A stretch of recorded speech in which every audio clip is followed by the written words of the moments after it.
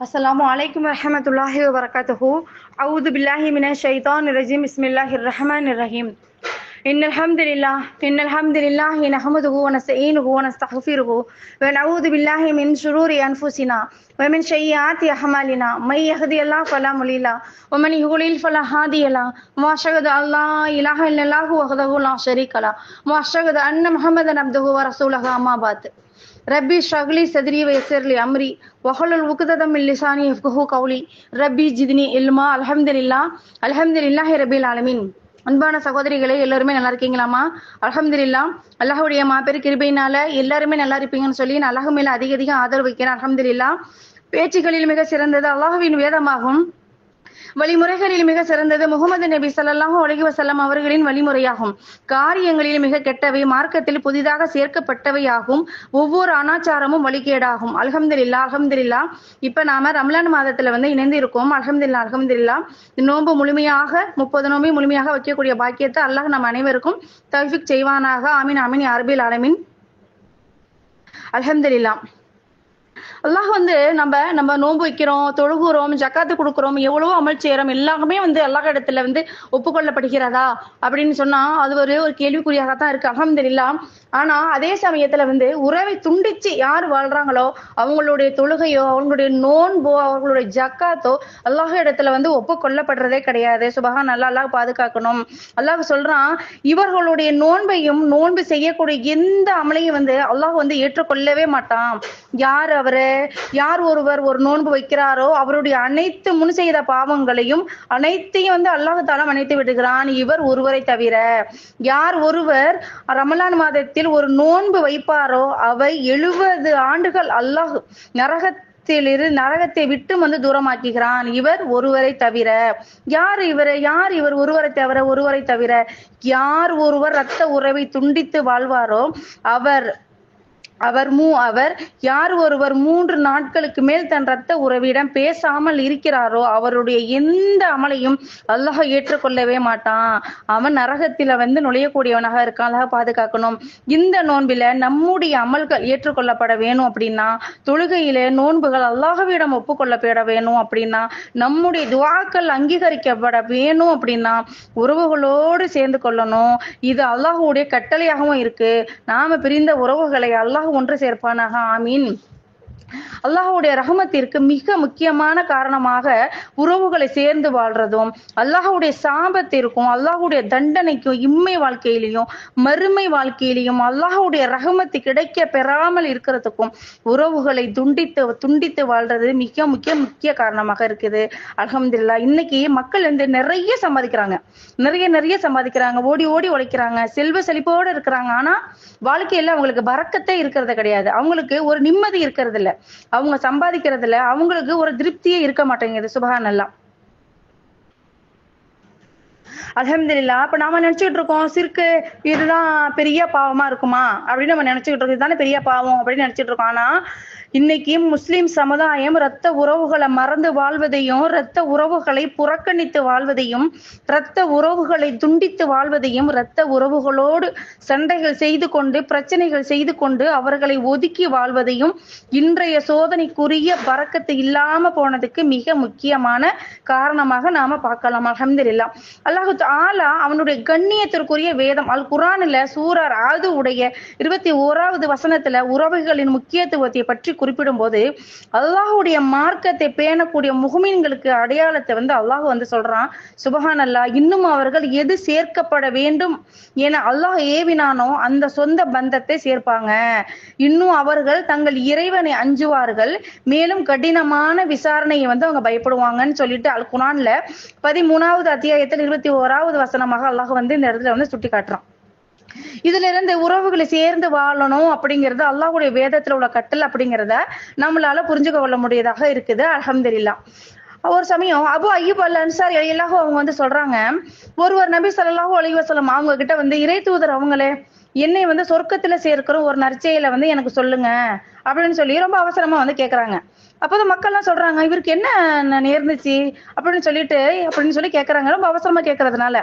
அதுக்கு ரீதூதர் ஸல்லல்லாஹு அலைஹி வஸல்லம் அவங்க சொல்றாங்க, இவருக்கு ஏதாச்சும் அவசர தேவையா இருக்கலாம் அப்படின்னு சொல்லி மக்களை நோக்கி சொல்லிட்டு அந்த மனிதரை நோக்கி ரசூலுல்லாஹ் சொல்றாங்க, நீ அல்லாஹ்வே வணங்கணும், அவனுக்கு எதையும் இணையாக்க கூடாது, கடமையான தொழுகையையும் கடமையான ஜகாத்தையும் நிறைவேற்றணும், முக்கியமாக உறவை நீ பேணி வாழணும் அப்படின்னு சொல்லிட்டு சொல்றாங்க. அப்பனா உறவை பேணி வாழ்றது சொர்க்கத்துல சேர்க்கக்கூடிய ஒரு அமலாக இருக்கு. அல்ஹம்துலில்லாஹ். அதுக்கப்புறம் இறை தூதர் ஸல்லல்லாஹு அலைஹி வஸல்லம் அவங்க சொல்றாங்க, அல்லாஹ் படைப்பினங்களை எல்லாம் படைச்சதுக்கு முடிச்சதுக்கு அப்புறம் இந்த உறவு இருக்கு இல்லையா, இந்த உறவு என்ன செய்யுது, எழுந்து இறைவனுடைய அந்த அரியாசனத்தோட கால்களை அப்படி பற்றி பிடிச்சுக்கிட்டு உறவுகளை துண்டிப்பதில் இருந்து உன்னிடம் நான் பாதுகாப்பு கோரியே நான் இப்படி நிக்கிறேன் அப்படின்னு சொல்லி கூறி அப்படியே மன்றாடுது. அல்லாஹ் சொல்றான், ஆமா, உன்னை உறவை பேணி நடந்து கொள்பவனுடன் நானும் நல்ல முறையில நடந்து கொள்வேன் என்பதும், உன்னை துண்டித்து விடுபவனை நானும் துண்டித்து விடுவேன் என்பதும் உனக்கு திருப்தி அளிக்கலையா அப்படின்னு சொல்லி அல்லாஹ் கேட்கிறான். அதற்கு உறவு சொல்லுது, ஆம், திருப்தி தான் என் இறைவா என்று கூறியது. அல்லாஹ் இது உனக்காக நடக்கும் அப்படின்னு சொல்லி அல்லாஹ் சொல்றான். ரீதூதர் ஸல்லல்லாஹு அலைஹி வஸல்லம் அவங்க சொல்றாங்க, நீங்க விரும்பினால் நயவஞ்சகர்களை நீங்கள் போருக்கு வராமல் பின்வாங்கி கொண்டு பூமியில் குழப்பம் விளைவிக்கவும் உங்கள் உறவுகளை துண்டித்து விடவும் முனைகிறீர்களா எனும் திருக்குர்ஆன் 47வது 22வது வசனத்தை ஓதி பாருங்க அப்படிங்கிற மாதிரி இருக்காக. அந்த வசனத்தை நம்ம படிச்சோம் அப்படின்னாக்கா அதுல இருக்கும். அல்ஹம்துலில்லாஹ். அல்ஹம்துலில்லாஹ். அடுத்து சுவனம் செல்ற வகைகள். அல்ஹம்துலில்லாஹ். அடுத்து அப்துல்லாஹ் இப்னு சலாம் ரலியல்லாஹு அவங்க சொல்றாங்க, நபி ஸல்லல்லாஹு அலைஹி வஸல்லம் அவங்க மதீனாவிற்கு வந்த போது மக்கள் அப்படி விரைந்து வராங்க. விரைந்தவர்கள விரைந்து அதை வேகமா வர்றவங்கல்ல நானும் ஒருவரா. அப்போது அவர்களின் முகம் எனக்கு தென்பட்டதும் நிச்சயமாக அவர்களின் முகம் பொய்யனின் முகம் இல்லை என்று நான் அறிந்து கொண்டேன். அப்பொழுது முதலில் அவர்கள் சொல்ல நான் கேட்டது, சலாமை பரப்புங்கள், உணவு அழியுங்கள், என்ன சொல்றாங்க பாருங்க, உறவை பேணுங்கள், மக்கள் உறங்குகையில் நீங்கள் தொழுங்கள், சலாமத்துடன் சுவனத்தில் நீங்க நுழைவீங்க அப்படின்னு சொல்றாங்க. அப்படின்னா நமக்கு எந்த அளவுக்கு உறவுகளோட பேணிக்கணும், அப்படி பேணி வாழணும் அப்படிங்கிறது நமக்கு இதுல அவசியமா தெரியுது. அல்ஹம்துலில்லாஹ். புகாரில நபி ஸல்லல்லாஹு அலைஹி வஸல்லம் அவங்க சொல்றாங்க, அல்லாஹ்வையும் மறுமை நாளையும் விசுவாசம் கொண்டவர் உறவை பேணி கொள்ளட்டும். சுப்ஹானல்லாஹ். அடுத்து மறுமையில் சாட்சி கூறக்கூடியதாக இருக்கு. இப்னு அப்பாஸ் ரலியல்லாஹு அவங்க சொல்றாங்க, ஒவ்வொரு உறவும் மறுமையில உறவுக்காரன் முன்னாடி அவன் அவ்வுறவை பேணி இருந்தான் அப்படின்னா பேணினா அப்படின்னும், உறவை முறித்தி இருந்தால் இவன் உறவை முறிச்சிருந்தான் அப்படின்னு சொல்லி இந்த உறவு சாட்சி சொல்லும் அப்படின்னு சொல்றாங்க. சுப்ஹானல்லாஹ், சுப்ஹானல்லாஹ். அடுத்து வாழ்நாளை அதிகரிக்கக்கூடியதாக இருக்கு. இறைத்தூதர் ஸல்லல்லாஹு அலைஹி வஸல்லம் அவங்க சொல்றாங்க, தம் வாழ்வாதாரம் ரிஸ்க் விசாலமாக்கப்படணும், தன்னுடைய வாழ்நாள் ஆயுள் நீடிக்கப்படணும் அப்படின்னு சொல்லி யார் ஆசைப்படுறாங்களோ, அது யாருக்கு மகிழ்ச்சி அளிக்குமோ அவர் தம் உறவை பேணி வாழட்டும் என அபூ ஹுரைரா ரலியல்லாஹு அவங்க அறிவிக்கிறாங்க. சுப்ஹானல்லாஹ். அல்ஹம்துலில்லாஹ். அல்ஹம்துலில்லாஹ். அடுத்து ரசூலுல்லாஹ் ஸல்லல்லாஹு அலைஹி வஸல்லம் அவங்க சொல்றாங்க, உறவை முறித்து வாழ்பவன் சொர்க்கத்திலே நுழைய மாட்டான் என ஜுபைர் இப்னு முத்தீம் ரலியல்லாஹு அவங்க அறிவிக்கிறாங்க. அடுத்து ஆதமுடைய மக்களுடைய அவங்களுடைய அமல்கள் எல்லாமே ஒவ்வொரு வெள்ளிக்கிழமை இரவிலும் எடுத்து காட்டப்படுமா. அப்போது உறவை முறித்தவனுடைய அமல் ஏற்றுக்கொள்ளவே படாது. அல்லாஹ் பாதுகாக்கணும். உறவை முறித்து வாழ்றதுல இருந்து அல்லாஹ் நம்ம அனைவரையும் பாதுகாக்கணும். அல்ஹம்துலில்லாஹ். அடுத்து பதிலுக்கு பதில் உறவாடுறவங்க உண்மையில உறவை பேன்றவங்களே கிடையாது. மாறாக உறவு முறிந்தாலும் அந்த உறவுடன் இணைகிறவரே தான் உறவை பேணுவர் ஆவார் என அப்துல்லாஹ் இப்னு அம்ர் ரலியல்லாஹு அவங்க அறிவிக்கிறாங்க. சுப்ஹானல்லாஹ். அல்ஹம்துலில்லாஹ். அடுத்து பெற்றோர்களை மனம் நோகடிப்பதோட தண்டனை இந்த உலகத்திலேயே இருக்கு. அதாவது எந்த ஒரு பாவமாக இருந்தாலும் சரி, அவன் நாடிய பாவத்திற்குரிய தண்டனையை கியாமத் நாள் வரை பிற்படுத்துவான். ஆனா பெற்றோர்களுக்கு நோவினை செய்வதனுடைய தண்டனையை இந்த உலகிலேயே கொடுப்பான் என நபி ஸல்லல்லாஹு அலைஹி வஸல்லம் அவங்க கூறியதாக அபூபக்கர் ரலியல்லாஹு அவங்க சொல்றாங்க. சுப்ஹானல்லாஹ். அதே சமயம் பெற்றோர்களுக்கு பணிவிட செய்ததுடைய பலனும் இந்த உலகத்திலேயே கிடைக்கும். அல்ஹம்துலில்லாஹ். ஒரு சமயம் பாத்தீங்கன்னாக்க ஒரு தாய் தன்னுடைய மகனை பள்ளிக்கு அனுப்புறாங்க, ஸ்கூலுக்கு அனுப்புறாங்க. அந்த பையன் போயிட்டு வந்துகிட்டே இருக்கிறான். வர வழியில என்ன ஆயிடுது, சரியான பயங்கர மழையா இருக்கு. அல்ஹம்துலில்லாஹ். அப்ப மழையில நனைஞ்சுக்கிட்டே அந்த பையன் வீட்டுக்கு வரான். அப்ப அந்த பையனுடைய சகோதரன் சொல்றான், ஏன் போனியில ஸ்கூலுக்கு போறது மழை வருதுன்னு தெரியுதுல, ஒரு இடத்துல ஒதுங்கிட்டு மழை விட்டதுக்கு அப்புறம் வந்தா என்ன அப்படின்னு சொல்லிட்டு அவங்க அண்ணன் கேட்கறான். அவள அந்த பையனுடைய தந்தை கேட்கறாங்க. அல்ஹம்துலில்லாஹ். ஏன்பா நீ போனியல, மழை வரும்னு தெரியுமில்ல, போறப்போ ஒரு கொடையை எடுத்துட்டு போயிருக்கலாமே அப்படின்னு சொல்றாங்க. ஆனா அந்த தாய் வந்து அந்த பையன் மலையில இருந்து நனைஞ்சிட்டு வந்ததுக்கு அப்புறம் அந்த தாய் ஓடி வந்து என்ன செய்றாங்க, போய் துணி எடுத்துட்டு வந்து தொடப்ப அதெல்லாம் செய்யல. ஓடி வந்து தன்னுடைய முந்தானையை எடுத்து தன்னுடைய மகனுடைய தலையை துடைக்கிறாங்க, அந்த ஈர தலையை வந்து துடைக்கிறாங்க. அப்ப அவங்க என்ன சொல்றாங்க, அந்த மலை என்ன அல்லாஹ்வுடைய ரஹமத் இல்லைங்களா நமக்கு, அல்ஹம்துலில்லாஹ். அப்ப என்ன சொல்றாங்க அந்த தாயி, இந்த பாலா போன மழை என் பிள்ளை வரப்ப பார்த்துதான் மழை பெய்யணுமா அப்படின்னு சொல்லிட்டு அந்த பையன் மேல தன்னோட பையன் நினைச்சிட்டானேன்னு சொல்லிட்டு அந்த மலையை வந்து திட்டுறாங்க. இந்த பாலா போன மழை என் பிள்ளை வரப்பதான் வரணுமா அப்படின்னு சொல்லிட்டு. சுபஹானல்லாஹ். நான் இன்னைக்கு அந்த குழந்தைங்க கொஞ்சம் பெருசா போனதுக்கு அப்புறம் இப்ப நிறைய நம்ம பாக்குறோம், நிறைய அந்த பிள்ளைங்க வந்து ஏதாவது ஒண்ணு சொன்னா அந்த பேரண்ட்ஸ் திட்டினா கொண்டாக்க அந்த பிள்ளைங்க வந்து ஒரு முகம் சுளிக்க கூடிய பிள்ளைங்களாக இருக்கிறாங்க. ஒரு குறிப்பிட்ட அதே தாய்க்கு வந்து ஒரு குறிப்பிட்ட ஸ்டேஜ் வயசானதுக்கு அப்புறம் அதே தாய்க்கு அந்த நிலைமை வர்றப்ப அந்த மகன் வந்து அந்த தாயை வந்து பரிந்துரைக்க, அதாவது தாயை வந்து பேணிக்க மாட்டேங்கிறான். சுபஹானல்லாஹ், பாதுகாக்கணும். அப்ப இதே தாய் வந்து என்ன செய்யறாங்க, இந்த மலையவே திட்டின அந்த தாய் தன்னுடைய உயிரை விட மேல நேசிச்ச அந்த மகன் என்ன சொல்றான், மழை பெய்யுது கொள்ளுது, உனக்கு ஒதுங்கி வர தெரியலையே, ஏன் இப்படி நனைஞ்சிட்டு வந்து இப்படி என் உயிரை பாலா போன காலத்துல இருந்து இப்படி வந்து என் உயிரை நீ வாங்குற அப்படிங்கிற மாதிரி வந்து அந்த பெற்ற தாயை பத்தி அந்த மகன் சொல்லக்கூடிய நிலைமை இன்னைக்கு இருக்குது. அல்லாஹ் பாதுகாத்தவர்களை தவிர அல்ஹம்துலில்லாஹ். ஒரு சமயம் பாத்தீங்கன்னாக்க ஒரு ஒரு ஊர்ல வந்து பாத்தீங்கன்னாக்க ஒரு அண்ணன் தம்பி 2 பேர் இருக்காங்க. அவங்க என்ன செய்யறாங்க, ஒரே ஒரு அடி இடத்துக்காக 2 பேரும் அடிச்சுக்கிறாங்க. ஓகேவா, ஒரு அடி இடத்துக்காக அவங்க அடிச்சுக்கிறாங்க. இவங்க 2 பேரும் என்ன செய்யறாங்க, ஒரு மரணம் வருது, அவங்க 2 பேத்துக்கும் ஒரு மரணம் வருது. மறுமையில அண்ணா என்ன செய்யறான், சொர்க்கத்துக்கு அனுப்புறான், அவங்க 2 பேத்தையுமே சொர்க்கத்துக்கு அனுப்புறான். என்ன சொல்றான் அல்லாஹ், போங்க நீங்க 2 பேரும் போய் அந்த சொர்க்கத்தை போய் சுத்தி பார்த்துட்டு வாங்க அப்படின்னு சொல்லிட்டு அவங்க 2 பேத்தையும் வந்து அல்லாஹ் அனுப்புறான். அந்த 2 பேரும் என்ன செய்யறாங்க, அந்த சொர்க்கத்தை பார்த்து அந்த சந்தோஷத்துல இன்பத்துல அப்படியே அந்த மயக்கத்துல அப்படி என்ன செய்யறாங்க, அங்கேயே போய் தங்கிடுறாங்க. அங்க தங்கின உடனே அல்லாஹ் சொல்றான், ஒரு மலக்கு அனுப்பி போய் அவங்க 2 பேரையும் அவங்களுடைய கழுத்தை பிடிச்சு இழுத்துட்டு வாங்க அப்படின்னு சொல்லி மலக்குக்கு வந்து உத்தரவு போடுறான். அந்த மலக்கு என்ன செய்யறாங்க, அவங்க 2 பேரை கழுத்தை பிடிச்சு இழுத்துட்டு வரான். அப்ப அல்லாஹ் சொல்றான், அழிஞ்சு போற இந்த உலகத்துல அண்ணனுக்காக தம்பியும் தம்பிக்காக அண்ணனும் ஒரு அடி இடத்த கொடுக்க மாட்டேன்னு சொல்லிட்டீங்க, அழியாத இந்த உலகத்துல சொர்க்கத்தை நான் எப்படி உங்களுக்கு விட்டு தருவேன் அப்படின்னு சொல்லிட்டு அந்த 2 பேரையும் பார்த்து சொல்றான். அப்ப என்ன சொல்றான், அதனால உறவை வந்து பேணி நடந்து பேணி கொள்ளுங்க அப்படின்னு சொல்லிட்டு அவங்களுக்கு வந்து அல்லாஹ் வந்து சொல்லக்கூடியவனாக இருக்கான். அல்ஹம்துலில்லாஹ். நம்ம இந்த அழிஞ்சு போற உலகத்துல ஒரு சொட்டு இடம் கொடுத்துட்டாக்க அந்த உலகமே நம்ம விட்டு போயிடுற மாதிரி நம்ம அடிச்சுக்கிறோம். இது அற்ப உலகங்கிறதே நம்ம வந்து மறந்துடுறோம். ஆனா மறுமையில அழியாத உலகம் சொர்க்கம் இருக்கு, அதை நம்ம பேணி அது நம்ம கிடைக்கணும் அப்படின்னாக்க உறவை பேணி வாழக்கூடியவளாக இருக்கணும். அல்ஹம்துலில்லாஹ். அதே போல வந்து ஒரு ஊர்ல வந்து ஒரு அதே மாதிரி 2 பிரதர்ஸ் 2 பேர் இருக்கிறாங்க. அல்ஹம்துலில்லாஹ். அதுல தம்பி எப்படி இருக்காங்க அப்படின்னாக்க, தம்பியோட நிலைமை எப்படி இருக்கு, ஒரு வெளிநாட்டுல வந்து ஒரு கிளீனர் வேலை மாதிரி ஒரு கஷ்டமான வேலையில தான் இருக்கிறாங்க. அவங்களோட குடும்பம் வந்து ஒரு வறுமைக்கு கீழே தான் இருக்கிற மாதிரி இருக்கு. ஆனா அவங்களோட சகோதரன் அண்ணன் எப்படி இருக்காங்க, அந்த ஊர்ல மிகச்சிறந்த பணக்காரனா, சொல்லுவாங்கல்ல வாரி வள்ளல் பரம்பரை அப்படிம்பாங்கல்ல, அப்படியே வள்ளல் கொடப்பா, அவங்கள்ட்ட போனா இல்லைன்னு சொல்லவே மாட்டாங்க, அவரு இல்லைன்னு சொல்லவே மாட்டாங்க. அந்த அளவுக்கு வந்து நம்ம எதை கேட்டாலுமே அப்படியே அள்ளி கொடுக்குற வள்ளல் அப்படிம்பாங்கல்ல, அந்த அளவுக்கு அந்த ஊர்லயே ஒரு பெரிய ரிச்சா இருக்கிற அண்ணன். தம்பி அப்படியே நேர் ஆப்போசிட்டா வறுமையில இருக்கக்கூடிய தம்பி. அவங்க தம்பிக்கு மனைவி, அந்த குழந்தை என்ன செய்யறாங்க, பெண் பிள்ளைகள் இருக்கு, அவங்களும் அந்த ஊர்லயே தான் வச்சுக்கிறாங்க. அவங்க என்ன செய்யறாங்க, ஒரு சமயத்துல வந்து அந்த அண்ணனுக்கு வந்து உடல் நோய்வாய் வந்து படுது. அந்த டயத்துல இது வந்து ஒரு இடத்துல வந்து நடந்த நிகழ்வு தான். நோய்வாய் வந்து படுது. அல்ஹம்துலில்லாஹ்.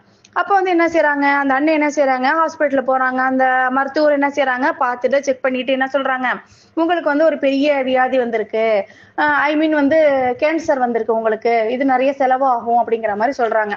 இவங்க தான் நல்ல வசதி ஆகிருச்சு. இவங்க அண்ணன் தான் என்ன செய்யறாங்க, நல்லா ஊருக்கே வாரி வழங்குறவங்க இல்லைங்களா, தனக்காக பார்க்க மாட்டாங்களா அப்படின்னு சொல்லி என்ன செய்யறாங்க, தன்னுகிட்ட இருக்கிற கொஞ்சம் லேண்டெல்லாம் வித்துட்டு வைத்திய செலவுக்கு பாத்துக்கிறாங்க. அப்பயும் குணமாகல. திருப்பி என்ன செய்யறாங்க, மறுபடியும் தன்னிகிட்ட இருக்கிற தன்னுடைய இன்னும் கொஞ்சம் வீடை தவிர மீதி இருக்கிற எல்லா சொத்தையுமே வந்து வித்துடுறாங்க.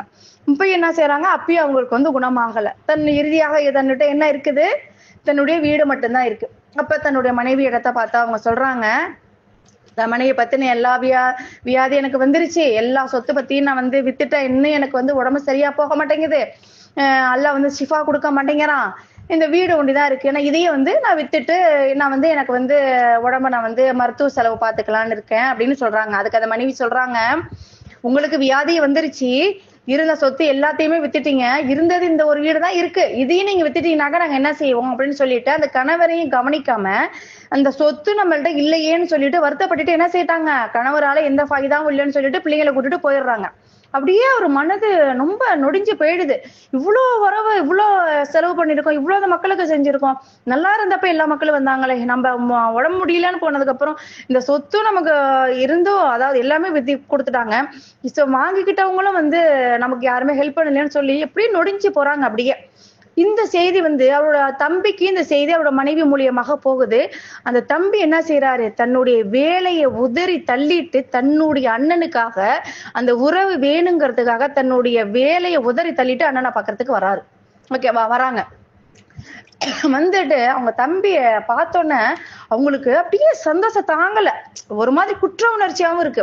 நம்ம இந்த ஊரு உலகத்துக்கு எல்லாத்துக்கும் வாரி வழங்கணும், ஆனா தன்னுடைய தம்பி குடும்பம் இதே ஊர்ல இருக்கு, பெண் மக்கள் இருக்கு, அவங்களுக்கு நம்ம வந்து நினைச்சு பார்க்கலையே, அவங்களுக்கு நம்ம வந்து எதுவுமே செய்யலையே, அந்த பெண் பிள்ளைங்க இருக்கு அதுக்குன்னு கூட நம்ம எதுவுமே செய்யலையே அப்படின்னு சொல்லிட்டு தன்னுடைய தம்பிகிட்ட சொல்றாங்க, நான் நல்லா இருந்தப்ப வந்து நான் எதுவுமே உனக்கு உன் குடும்பத்துக்கு பிள்ளைங்களுக்கு நான் எதுவுமே நான் செய்யவே இல்லை, ஆனா இந்த ஊருக்காக நான் அவ்வளவு செஞ்சிருக்கேன், ஆனா இந்த மக்கள் எல்லாமே வந்து என்னை வந்து கடைசி நேரத்துல வந்து என்னை வந்து விட்டுட்டாங்க, யாருமே என்னை வந்து கவனிக்கவே இல்லை அப்படின்னு சொல்லிட்டு, ஆனா நீ எப்படி வந்த, நான் உனக்கு ஒண்ணுமே நான் செஞ்சதே இல்லையே அப்படின்னு சொல்லிட்டு தன்னுடைய தம்பியை கட்டி பிடிச்சி அழுது அப்படியே ஓன்னு அழுகுறாங்க. சுபஹானல்லாஹ். அப்ப அந்த ஊர் மக்கள் எல்லாமே அந்த தம்பி வந்த செய்தி கேட்டு ஊர் மக்கள் எல்லாமே வராங்க. இன்னும் அண்ணன் தம்பி 2 பேரும் எல்லாம் ஒன்னாயிட்டீங்களா, என்னப்பா உனக்குன்னு உங்க அண்ணன் ஒண்ணுமே செஞ்சது இல்ல, இப்படி வந்திருக்கி அப்படின்னு சொல்லி கேட்டப்ப அந்த தம்பி சொல்றாங்க, நான் வந்து என்னுடைய அண்ணன் இடத்துல வந்து வசதிக்காகவோ இல்லை ஏதாவது எதிர்பார்த்தோ நான் வரவே கிடையாது, நான் என்னுடைய அண்ணோட உறவை பேணுங்கிறதுக்காக தான் நான் வந்தேன், என்னுடைய உறவு எனக்கு வேணும். என்னுடைய தாய் இறுதி நேரத்துல சொன்னாங்க, என்னுடைய 2 விரலையும் வந்து சுட்டி காட்டி இது 2 விரலும் ஒன்றாக இருப்பது போல நீனும் அண்ணனும் ஒன்றாக இருக்கணும்னு என்னோட தாய் சொன்னாங்க, அதனால என்னோட அண்ணனோட உறவை தேடித்தான் நான் வந்தேனே தவிர உதவி தேடி நான் வரவே இல்லை அப்படின்னு சொல்லிட்டு தன்னோட உறவுக்காக அண்ணனுக்காக தன்னோட வேலையும் வந்து துச்சமா நினைச்சு தூக்கி போட்டுட்டு வந்தாங்க. அப்படின்னா அப்ப எந்த அளவுக்கு இருக்கணும் பாருங்க. இதற்கு அப்புறம் அல்லாஹ் இடத்துல அதிகமாக துவா செய்து அவங்க அண்ணனுக்கு உடம்பு ஷிஃபா கிடைக்குது, அல்ஹம்துலில்லாஹ். அப்ப இந்த உறவை வந்து எந்த அளவுக்கு பேணிக்கணும் பாருங்க. என்ன சொத்து செல்வம் எது இருந்தாலுமே நாளைக்கு பயன் அளிக்காதமா, ரத்த உறவுகள் தான் நாளைக்கு நமக்கு வந்து ஒரு கஷ்டம் எதுவா இருந்தாலும் சரி ரத்த உறவுகள் தான் நமக்கு வந்து நிற்கும். அதனால ரத்த உறவை வந்து பேணிக்கொள்ளணும் அப்படிங்கறத நம்ம இங்க புரிஞ்சுக்கக்கூடியவர்களாக இருக்கணும். அல்ஹம்துலில்லாஹ். அப்புறம் நபி ஸல்லல்லாஹு அலைஹி வஸல்லம் அவங்களோட இறுதி உரை எல்லாருக்குமே தெரியும் இல்லைங்களா, அவங்களோட இறுதி உரை வந்து எல்லாருக்குமே தெரியும் எந்த அளவுக்கு மிகப்பெரிய உரையாகவும் அது இருந்துச்சு அப்படிங்கிறது நம்ம எல்லாருக்குமே தெரியும். அந்த டயத்துல வந்து சொல்றாங்க, அப்ப வந்து இறுதி உரைங்க எல்லாருமே அப்படியே மக்கள் அந்த லட்சக்கணக்கான மக்கள் வந்து அந்த மதீனால அப்படியே ஃபுல்லா அப்படியே கூடி வந்து உட்கார்ந்துருக்காங்க. அப்ப வந்து அவங்களுடைய சொல்றாங்க, ரசூலுல்லாஹ் தன்னுடைய உரையில வந்து சொல்றாங்க, ரத்த உறவை யாராவது முறிச்சவங்க இங்க இருக்கீங்களா அப்படின்னு சொல்லி கேக்குறாங்க. எப்படி கேக்குறாங்க, அதனோட இறுதி உரையில கூட ரத்த உறவை முறிச்சு வாழ்றவங்க இந்த கூட்டத்துல யாராவது இருக்கீங்களா அப்படின்னு சொல்லி கேக்குறாங்க. அப்படி சொல்லிக்கிட்டு இருக்கும் போதே அந்த கூட்டத்துல கடைசியாக உட்கார்ந்து இருக்கிற ஒரு என்ன செய்யறாரு, குடுன்னு ஓடி போறாரு. ஓடி போயிட்டு ஒரு 10 நிமிஷம் திரும்பி வந்து அவங்க வந்து உட்காந்துக்கிறாரு, திருப்பி அதே இடத்துல வந்து உட்காந்துக்கிறாரு. இதை ரசூலுல்லாஹ் பாக்குறாங்க. ஒரு ரசூலுல்லாஹ் கேக்குறாங்க அவங்க கிட்ட, என்ன நீங்க உட்கார்ந்து இருந்தீங்க, கிடுகிடுன்னு போனீங்க, அப்புறம் மறுபடியும் குடுன்னு ஓடி ஒரு 10 நிமிஷத்துல வந்துட்டீங்களே அப்படின்னு சொல்லி கேட்டோன்னே அவங்க சொல்றாங்க, இல்ல நீங்க வந்து ரத்த உறவை முறிச்சவங்க இங்க இருக்கீங்களா அப்படின்னு சொல்லி நீங்க கேட்டீங்க, அதனோட உறவை வந்து எப்படி நீங்க பேணணும் அப்படிங்கிற மாதிரி சொல்லியிருந்தீங்க, அதை கேட்டோன்னே எனக்கு மனசு தாங்கல, அதனால உடனே ஓடி போய் எங்க சின்னம்மா அல்ஹம்துலில்லாஹ் அவங்க சொல்றாங்க, என்னுடைய சின்ன தாய் வந்து என்கிட்ட வந்து பேசாம இருந்தாங்க, அதாவது நான் வந்து அவங்க கிட்ட இந்த உறவு வேணான்னு அவங்க கிட்ட நான் சொல்லல, நானும் வந்து அவங்கள்ட்ட உறவை முறிச்சிக்கல, ஆனா அவங்க வந்து என்கிட்ட வந்து உறவை முறிச்சுக்கிட்டு என்கிட்ட பேசாம இருந்தாங்க, ஆனா நீங்க சொன்ன வார்த்தை கேட்டவுடனே எனக்கு ரொம்ப மனசு கஷ்டமா போச்சு, அழுக தாங்க முடியல, அதனால நான் வந்து உறவை முறிச்சிக்கல அப்படின்னாலும் நான் போய் சின்னம்மா என்னோட சின்ன தாய்கிட்ட போய் மன்னிப்பு கேட்டுட்டு உறவை போய் நான் போய் சேர்ந்துட்டு வந்தேன், நான் வந்து ரசூலுல்லாஹ் இந்த மாதிரி சொன்னாங்கன்னு சொன்ன உடனே என்னோட சின்ன தாயாரும் வந்து அதை வந்து ஏத்துக்கிட்டு என்னை வந்து சலாம் சொல்லி என்னை வந்து என்கிட்ட வந்து பேசிட்டாங்க அப்படின்னு சொல்லி சொன்னோன்னே ரசூலுல்லாஹ்க்கு சந்தோஷம் தாங்கல. தன்னோட இறுதி உரை அப்ப எந்த அளவுக்கு இருந்திருக்கு பாருங்க. உறவை பேணி வாழணும் அப்படிங்கறத நம்ம இந்த இடத்துல அதிகமா தெரிஞ்சுக்கணும். அல்ஹம்துலில்லாஹ். அதே போல ஆயிஷா ரலியல்லாஹு அவங்க வந்து ஒரு சமயம் வந்து நபி ஸல்லல்லாஹு அலைஹி வஸல்லம் அவங்க கிட்ட வந்து சொல்றாங்க, ரசூலுல்லாஹ் அதாவது கதீஜா ரலியல்லாஹு அவங்களுடைய மரணத்திற்கு பிறகு வந்து கேக்குறாங்க, உங்களுடைய மனைவிகளிலேயே உங்களுக்கு வந்து ரொம்ப பிடிச்சவங்க யாரு அப்படின்னு சொல்லி கேக்குறாங்க.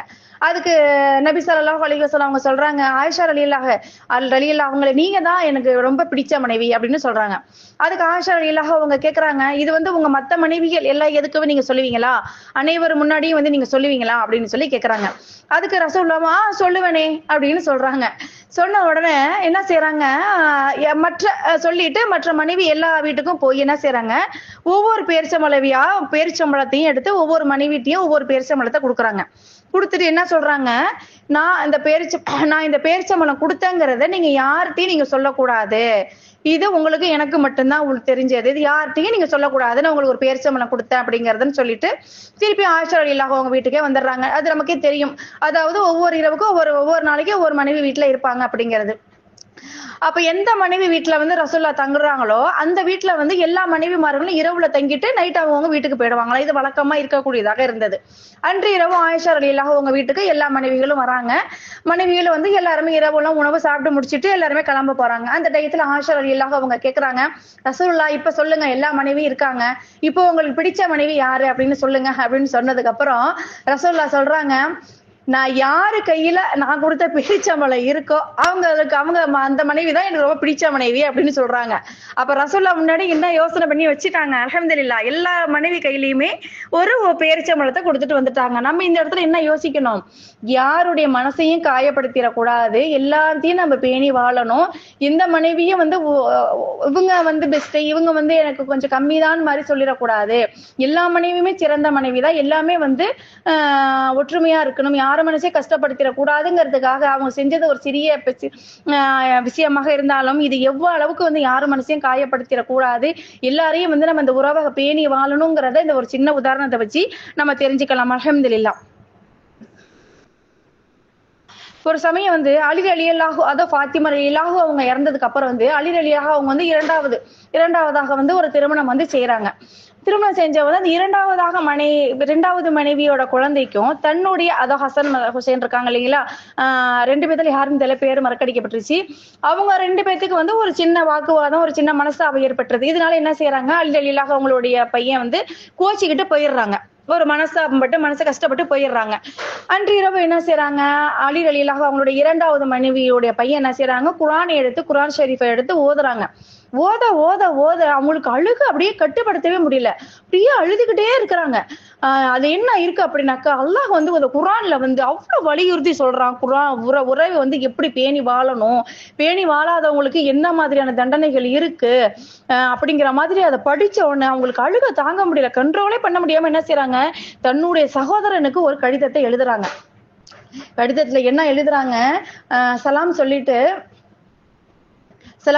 என்ன எழுதுறாங்க, என்னோட அன்பு சகோதரனே, நான் வந்து நீங்க வந்து நம்ம 2 பேரும் ஏதோ ஒரு சின்ன மனசாபத்துல வந்து நீங்க இப்ப ஒரு வாக்குவாதம் நடந்துருச்சு, நீங்க என்கிட்ட வந்து வருத்தப்பட்டுட்டு போயிட்டீங்க, அல்லாஹ்வுக்காக நீங்க என்ன மன்னிச்சிருங்க.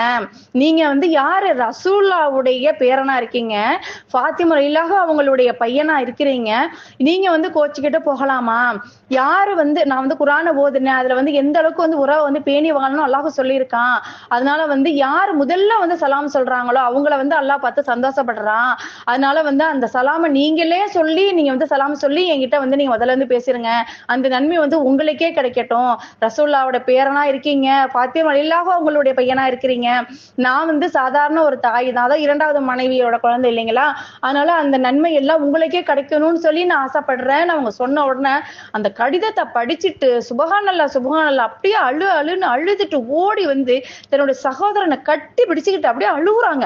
அப்பனா எந்த அளவுக்கு தன்னுடைய அந்த நன்மை கூட தன்னுடைய சகோதரனுக்கு போகணும் அப்படின்னு அவங்க விரும்பி இருக்காங்க அப்படிங்கிறத பார்க்கணும். ஆனா இன்னைக்கு அண்ணன் தம்பியோட நிலைமை எப்படி இருக்கு, அல்ஹம்துலில்லாஹ். ஆனா இன்னைக்கு அண்ணன் தம்பி எப்படி 2 பேர் இருக்காங்க, ஒரு வீட்டுல 2 பசங்க தான், முன்னாடிலாம் நிறைய பசங்க இருந்தாங்க, ஆனா இன்னைக்கு 2 பசங்க இருந்தா கூட பாத்தீங்கன்னாக்கா அவ்வளவு சண்டை வருது. நான் அடிச்சிருவேன், உன்னை வெட்டுவேன், உன்னை குத்துவேன், நீ பெரிய ஆளா, நீ அந்த வெளியவனை பாத்துக்கிறங்கிற மாதிரி நண்பர்களுக்கு கொடுத்த முக்கியத்துவத்தை கூட தாய்க்கும் சகோதரனுக்கும் தன்னுடைய குடும்பத்துக்கும் முக்கியத்துவம் கொடுக்காத நிலைமை இன்றைய சமுதாயத்துல இருக்கு. அல்லாஹ் பாதுகாக்கணும், அனைவரையுமே அல்லாஹ் பாதுகாக்கணும். சுப்ஹானல்லாஹ். நம்மளோட சில பாவத்தால கூட மறுமை பாதிக்கும், சில பாவத்தால இம்மையும் மறுமையும் சேர்ந்து பாதிக்கும். அத்தகைய பாவங்களை ஒன்றுதான் இந்த உறவுகளை நம்ம துண்டிச்சு வாழ்றது. அல்லாஹ் பாதுகாக்கணும். முஸ்லிம் சமுதாயம் ஒருவர் மற்றவரோட பகைமை பாராட்டியவர்களாக, சண்டை செய்தவர்களாக, உறவுகளை முறித்து கொண்டவர்களாக வாழ்வதும் இன்று நாம் சந்திக்கக்கூடிய ஆபத்துகளுக்கும் சோதனைகளுக்கும் முக்கிய காரணமாக இருக்கு. அல்லாஹு தாலா இந்த ஒரு பெரும் பாவத்தில் இருந்து என்னையும் உங்களையும் பாதுகாப்பானாக. நம்முடைய உறவுகளிடம் சென்று அவர்களுக்கு சலாம் சொல்றது, அவர்களை நேசிப்பது, அவர்களுக்கு அன்பளிப்பு செய்வது, நமக்கு அல்லாஹ் செல்வத்தை கொடுத்திருந்த அந்த செல்வத்தில் அவர்களையும் சேர்த்துக் கொள்வது, இது அல்லாஹுடைய ரஹமத்துக்கும் அன்புக்கும் அல்லாஹ் நம்மை மன்னிப்பதற்கு மிக பெரிய காரணமாக இருக்கக்கூடியதாக இருக்கு. அல்லாஹு தாலா இந்த இரத்த உறவுகளை பேணி வாழ்வதற்கும் அவர்களோடு மரியாதையோடு கண்ணியத்தோடு நேசத்தோடு வாழ்வதற்கும் எனக்கும் உங்களுக்கும் அல்லாஹு தாலா நமக்கு உதவி செய்வானாக. வாஹிர்தானா வல்ஹம்துலில்லாஹி ரப்பில் ஆலமீன். அஸ்ஸலாமு அலைக்கும் வரஹ்மத்துல்லாஹி வபரகாத்துஹு.